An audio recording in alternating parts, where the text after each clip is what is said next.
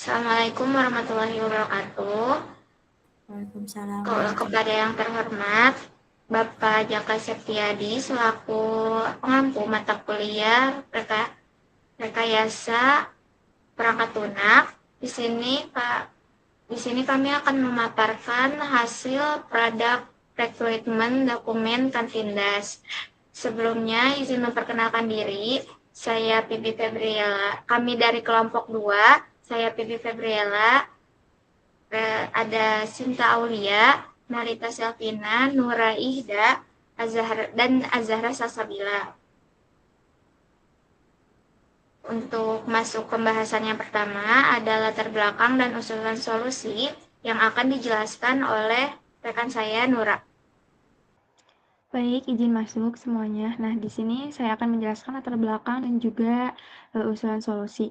Mahasiswa sering kesulitan membeli makanan karena jadwal padat dan juga jarak kantin. Sementara sebagian mahasiswa membutuhkan penghasilan tersebut dan menghasilkan tambahan. Nah, kami itu mendapatkan solusinya yaitu Kantin Das adalah aplikasi jasa titip internet internal kampus yang memudahkan pemesanan makanan sekaligus membuka peluang penghasilan. Next.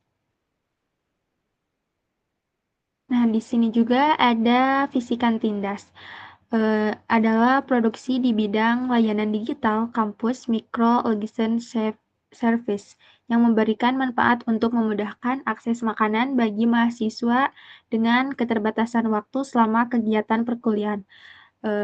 Berbeda dengan produk layanan pesan antar pada umumnya, Kantindas menawarkan sistem jasa titip berbasis komunitas internal kampus yang lebih fleksibel, cepat, dan juga terjangkau, serta mampu menciptakan peluang penghasil tambahan bagi mahasiswa melalui mekanisme slot titipan dan biaya jasa yang ringan. Next.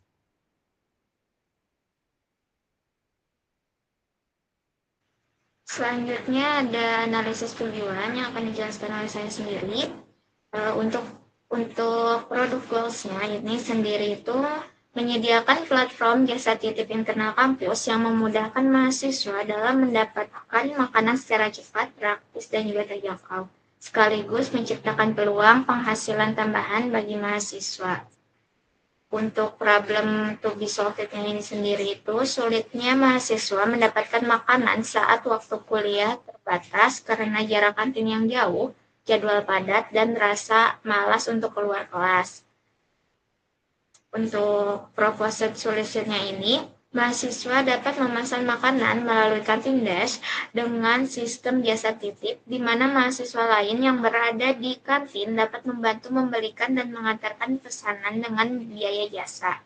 Untuk sukses indikatornya sendiri, meningkatkan jumlah transaksi pemesanan makanan melalui Kantindas, bertambahnya mahasiswa yang menjadi guest-keeper, berkurangnya waktu yang dibutuhkan mahasiswa untuk mendapatkan makanan, tingginya rating dan ulasan. Selanjutnya ada pemetaan dampak yang akan dijelaskan oleh rekan saya Nura. Oke, baik. Selanjutnya itu ada pemetaan dampak. Nah, membantu mahasiswa memenuhi kebutuhan makanan dengan mudah serta membuat peluang penghasilan melalui jasa titip. Nah, ini tuh terbagi menjadi 4 bagian aktor. Yang pertama itu ada customer, just tipper, penjual, dan juga admin. Yang pertama itu ada customer import itu mendapatkan makanan tanpa harus ke kantin, lebih hemat waktu dan juga praktis, bisa memilih guest tipper sesuai kebutuhan. Nah, di sini ada beberapa fitur. Yang pertama itu register login dan logout, melihat daftar menu dan kantin, melihat slot just tip yang tersedia, melakukan pemesanan makanan, melakukan pembayaran, chat dengan just tipper, melihat status pesanan diproses, diantar, dan juga selesai, memberikan rating dan ulasan. Terakhir itu ada histori pemesanan. Nah, selanjutnya itu ada just tipper, mendapatkan penghasilan tambahan, bisa mengatur waktu kerja sendiri atau fleksibel, memanfaatkan waktu luang. Nah, di sini ada beberapa fiturnya. Yang pertama itu ada register, login, logout, membuka slot just tip, jasa aktif, melihat daftar pesanan masuk, menerima atau menolak pesanan, chat dengan customer, update status pemesanan, diproses, diantar, dan juga selesai. Nah, terakhir itu ada history jasa titip. Selanjutnya itu ada penjual, meningkatkan penjualan, menjangkau lebih banyak pembeli tanpa interaksi, langsung mengelola menu dengan rapi.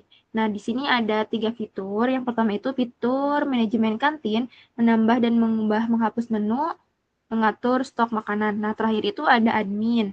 Sistem berjalan dengan terkontrol, meminimalisir kecurangan atau masalah, mendapatkan insting dan dari data pengguna.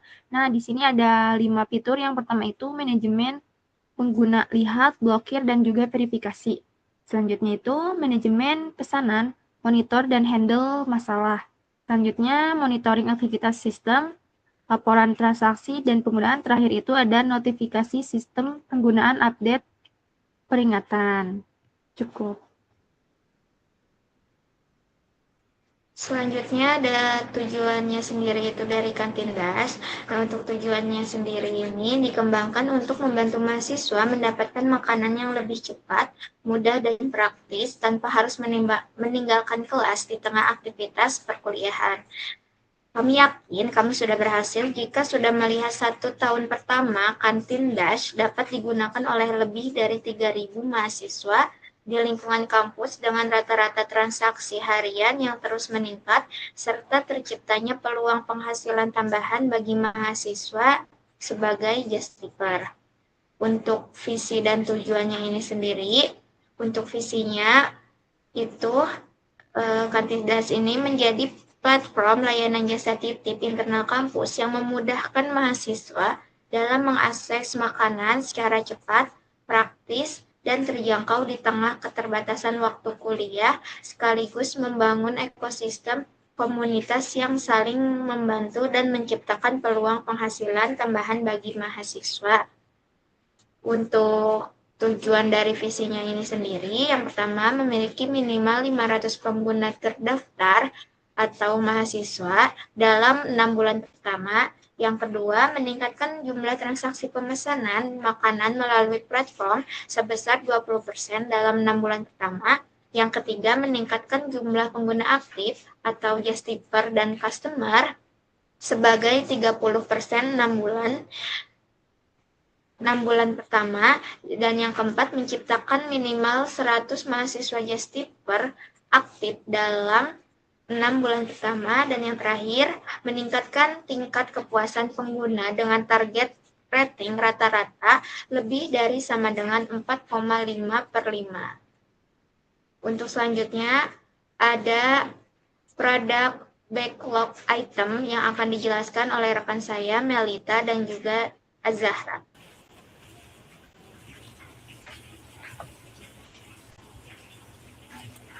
Oke, selanjutnya di sini ada produk backlog item.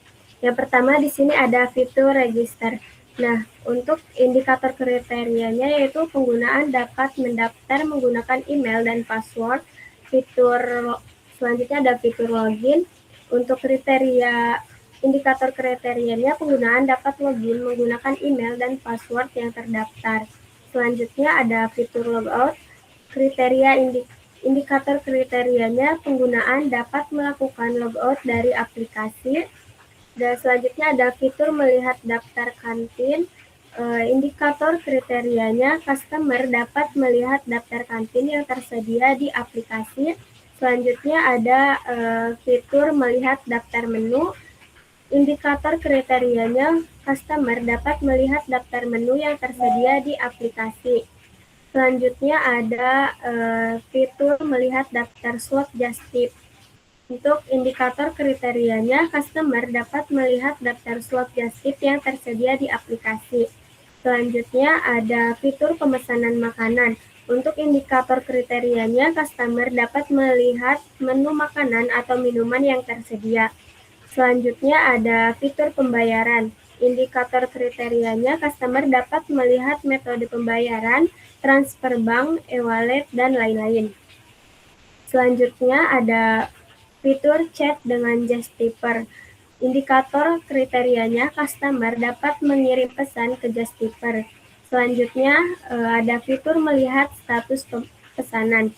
Indikator kriterianya, customer dapat melihat status pesanan yang sedang berjalan. Selanjutnya ada fitur histori pemesanan. Indikator kriterianya, customer dapat melihat daftar histori pemesanan. Selanjutnya ada fitur rating dan ulasan. Indikator kriterianya, customer dapat memberikan rating misalnya dari bintang 1 sampai 5. Selanjutnya ada fitur buka slot Justip. Indikator kriterianya, Justiper dapat membuka slot Justip baru. Selanjutnya ada melihat daftar pesanan masuk. Indikator kriterianya, Justiper dapat melihat daftar pesanan yang masuk.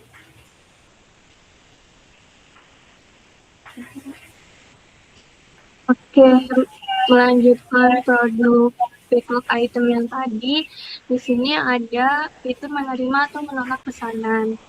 Indikator kriterianya ada Justiper dapat menerima pesanan dari pengguna. Kemudian fitur chat dengan customer. Untuk indikator kriterianya di sini Justiper dapat mengirim pesan ke customer. Kemudian fitur update status pesanan. Untuk indikator kriterianya, di sini Justiper dapat mengubah status pesanan, yaitu bisa diproses, dikirim, dan selesai. Kemudian fitur histori jasa titip. Untuk indikator kriterianya, di sini Justiper dapat melihat daftar histori jasa titip. Kemudian fitur manajemen pengguna. Untuk indikator kriterianya, di sini admin dapat melihat daftar seluruh pengguna. Kemudian fitur manajemen pemesanan. Indikator kriterianya yaitu admin dapat melihat daftar seluruh pemesanan. Kemudian fitur monitoring. Indikator kriterianya yaitu laporan harus sesuai dengan template yang disediakan oleh stakeholder. Kemudian fitur laporan transaksi. Indikator kriterianya yaitu laporan harus sesuai dengan template yang disediakan oleh stakeholder. Kemudian fitur notifikasi sistem. Indikator kriterianya yaitu sistem mengirim notifikasi untuk aktivitas penting, yaitu untuk pesanan, pembayaran, dan status. Kemudian fitur manajemen kantin. Di indikator kriterianya ini, penjual kantin dapat mengedit informasi kantin, yaitu nama, deskripsi, dan jam operasional.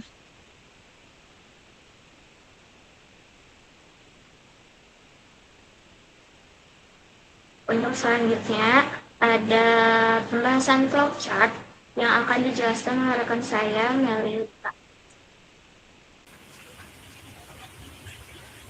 Oke, selanjutnya di sini yang pertama ada start. Jadi si customer, Justiper, admin, dan si penjual ini bisa melakukan register. Nah, apakah email dan password sudah sesuai? Jika sudah sesuai, maka langsung login. Jika tidak, maka mengulangi lagi ke register.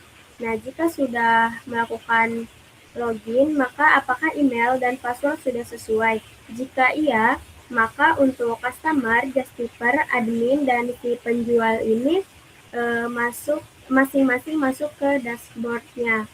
Nah, jika tidak, maka mengulangi lagi ke login. Nah, untuk di dashboard customer, yaitu dapat melihat kantin dan menu, memesan makanan, memilih Justiper, memakan makanan sampai, lalu beri rating dan ulasan, lalu ada fitur logout. Nah, untuk di dashboard Justiper ini, maka ada fitur buka slot, lalu melihat daftar pesanan yang masuk, apakah pesanan sudah diterima, jika iya, maka langsung pesan makanan, jika tidak, maka si customer memilih Justiper lagi. Nah, jika pesan makanan berhasil, maka antar ke customer. Lalu ada fitur logout. Nah, untuk di dashboard admin ini, maka ada fitur menu, lalu kelola data, dan logout. Untuk di dashboard penjual, maka ada fitur membuka kantin, mengedit, menambah dan menghapus menu, lalu mengatur stok yang habis, lalu menutup kantin dan logout, dan selesai.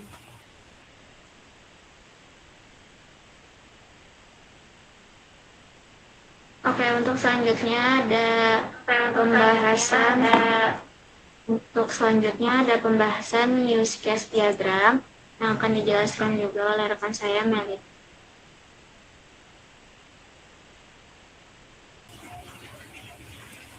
Nah, untuk di use case diagram ini ada 4 aktor, yaitu customer, justifier, penjual, dan admin.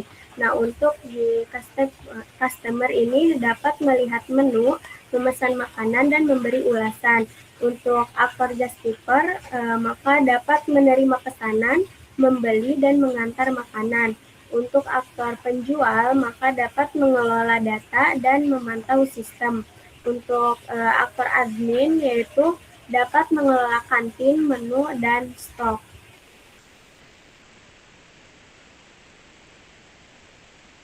Untuk pembahasan selanjutnya ada data flow diagram yang akan dijelaskan oleh rekan saya Sinta Aulia.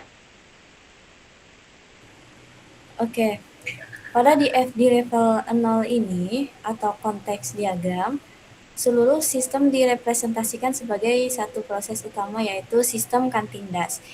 Di sini terdapat 4 entitas eksternal. Yang pertama customer. Customer itu berinteraksi paling banyak dengan sistem, yaitu mengirim data registrasi dan login untuk mengakses sistem, mengirim data pesanan saat melakukan pemesanan makanan, mengirim data pembayaran setelah checkout, dan mengirim data rating serta ulasan setelah pesanan selesai. Nah, sebagai outputnya, customer menerima informasi menu dari kantin, status pesanan diproses, dikirim, atau selesai. Yang kedua, justifier.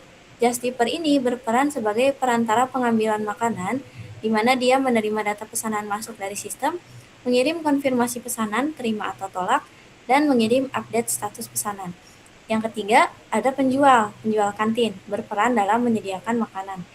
Dia bisa mengirim data kantin, mengirim data menu, dan mengirim data stok makanan, serta menerima informasi pesanan masuk dari sistem. Yang keempat, ada admin.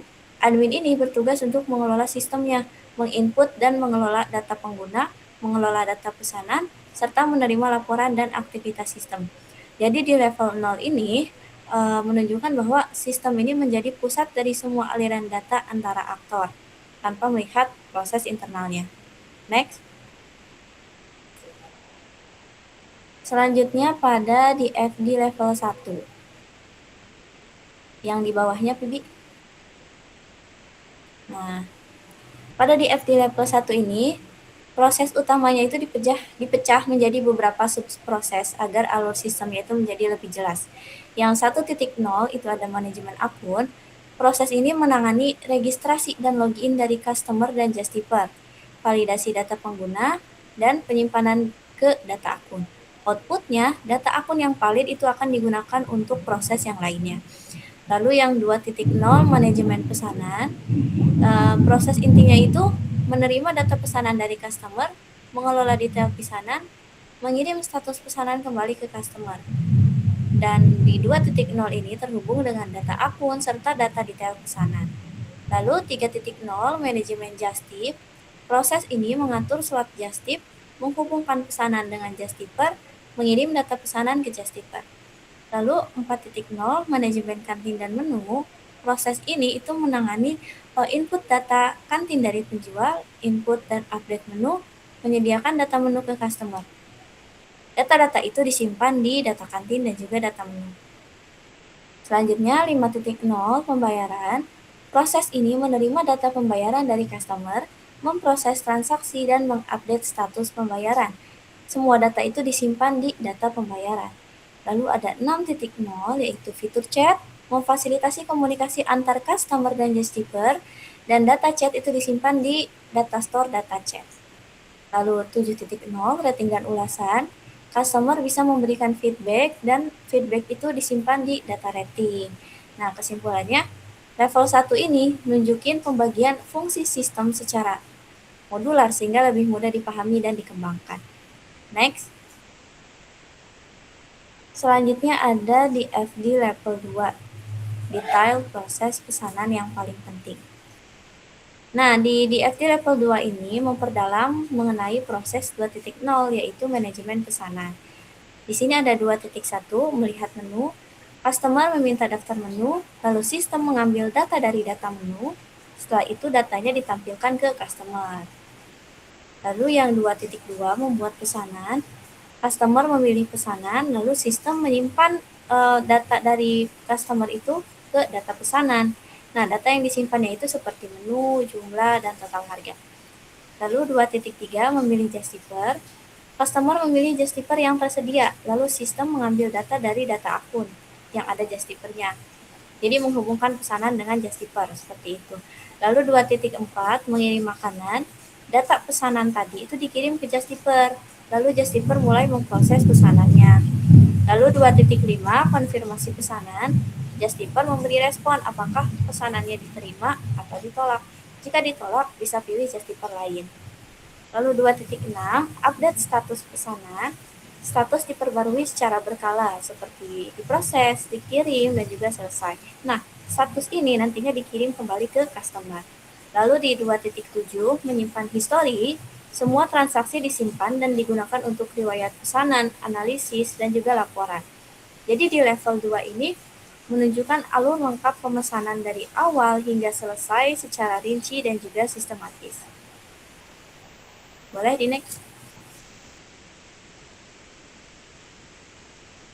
Nah, untuk pembahasan selanjutnya ada physical data model yang akan dijelaskan oleh rekan saya, Zahra.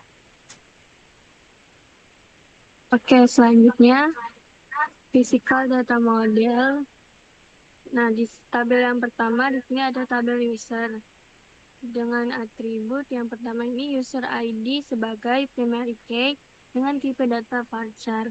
Kemudian nama tipe data varchar, email tipe datanya varchar, password tipe datanya varchar, role tipe datanya varchar, dan status akun tipe datanya varchar. Dan tabel user ini berelasi one to many dengan tabel kantin, yaitu satu user bisa memiliki banyak pesanan ke kantin.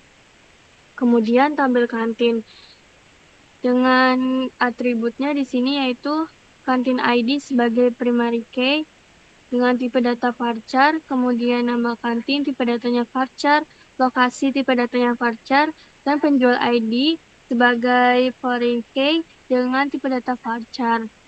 Dan tabel kantin ini berelasi one to many dengan tabel menu. Jadi satu kantin bisa memiliki banyak menu. Kemudian tabel menu dengan atributnya di sini menu ID sebagai primary key dengan tipe data varchar, kemudian kantin ID sebagai foreign key dengan tipe data varchar, kemudian nama menu dengan tipe data varchar, kemudian harga dengan tipe data integer, kemudian stok tipe datanya integer, dan status tipe datanya varchar. Dan tabel menu ini berelasi dengan one to many dengan tabel slot just tip, yaitu satu menu bisa memiliki banyak slot just tip. Kemudian tabel slot just tip memiliki atribut slot ID sebagai primary key dengan tipe data varchar, kemudian justifier ID sebagai foreign key dengan tipe data varchar, kemudian kantin ID sebagai foreign key dengan tipe data varchar, kemudian kota tipe datanya integer, dan waktu tipe datanya date time, dan juga status tipe datanya varchar. Dan tabel slot just tip ini berelasi one to many dengan tabel order detail. Jadi satu slot just tip bisa memiliki banyak order detail. Dan tabel slot just tip ini juga berelasi one to many dengan tabel order. Jadi satu slot just tip bisa digunakan untuk banyak orderan. Kemudian tabel order detail memiliki atribut yang pertama detail ID sebagai primary key dengan tipe data varchar, kemudian order ID sebagai foreign key dengan tipe data varchar, kemudian menu ID sebagai foreign key dengan tipe data varchar, kemudian jumlah tipe datanya integer dan subtotal tipe datanya integer. Dan tabel order detail ini berelasi juga dengan tabel order, yaitu one to many. Satu order bisa memiliki banyak order detail. Kemudian tabel order memiliki atribut order ID sebagai primary key dengan tipe data varchar, kemudian user ID sebagai foreign key dengan tipe data varchar, kemudian justifier ID sebagai foreign key dengan tipe data varchar, kemudian slot ID sebagai foreign key dengan tipe data varchar, dan total tipe datanya integer, status tipe datanya varchar, metode pembayaran tipe datanya varchar, waktu order tipe datanya the time. Dan tabel order ini berelasi dengan tabel user. Jadi satu user bisa memiliki banyak order. Kemudian tabel chat dengan atribut chat ID sebagai primary key dengan tipe data varchar, kemudian sender ID sebagai foreign key dengan tipe data varchar, kemudian receiver ID sebagai foreign key dengan tipe data varchar, kemudian pesan tipe datanya text, dan waktu tipe datanya data time. Dan tabel user ini berelasi juga dengan tabel chat, yaitu one to many. Jadi satu user bisa menerima banyak chat. Dan tabel chat ini juga berelasi one to many dengan tabel notifikasi. Jadi satu chat bisa menerima banyak notifikasi. Kemudian di tabel notifikasi ini atributnya ada notifikasi ID sebagai primary key dengan tipe data varchar, kemudian user ID sebagai foreign key dengan tipe data varchar, kemudian judul sebagai tipe datanya varchar, kemudian isi tipe datanya text, dan tipe datanya varchar, dan waktu tipe datanya date time. Kemudian tabel pembayaran, atributnya pembayaran ID sebagai primary key tipe datanya varchar, kemudian order ID sebagai foreign key dengan tipe data varchar, kemudian metode tipe datanya varchar, status bayar tipe datanya varchar, dan waktu bayar tipe datanya date time. Dan tabel pembayaran ini berelasi one to one dengan tabel rating. Jadi satu pembayaran memiliki satu rating. Kemudian tabel rating, atributnya rating ID sebagai primary key dengan tipe data varchar, kemudian order ID sebagai foreign key dengan tipe data varchar, kemudian nilai tipe datanya integer, dan ulasan tipe datanya text. Tabel rating ini juga berelasi dengan tabel order one to one. Jadi satu orderan bisa memiliki satu rating. Ya, kemudian tabel log aktivitas dengan atributnya log ID sebagai primary key dengan tipe data varchar, kemudian user ID sebagai primary key sebagai foreign key dengan tipe data varchar, kemudian aktivitas tipe datanya varchar, dan waktu tipe datanya date time. Dan tabel log aktivitas ini berelasi dengan tabel order, yaitu one to many. Satu orderan bisa memiliki banyak log aktivitas. Dan tabel yang terakhir yaitu tabel notifikasi. Dengan atributnya laporan ID sebagai primary key dengan tipe data varchar, kemudian pasal transaksi tipe datanya integer, kemudian jumlah order tipe datanya integer, dan periode tipe datanya varchar, dan tanggal tipe datanya date time.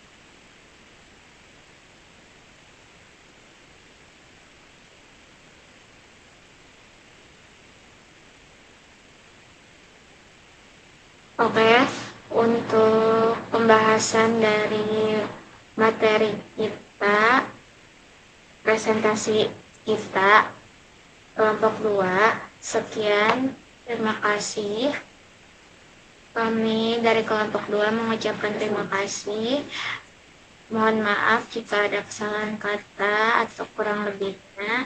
Terima kasih. Wassalamualaikum warahmatullahi wabarakatuh.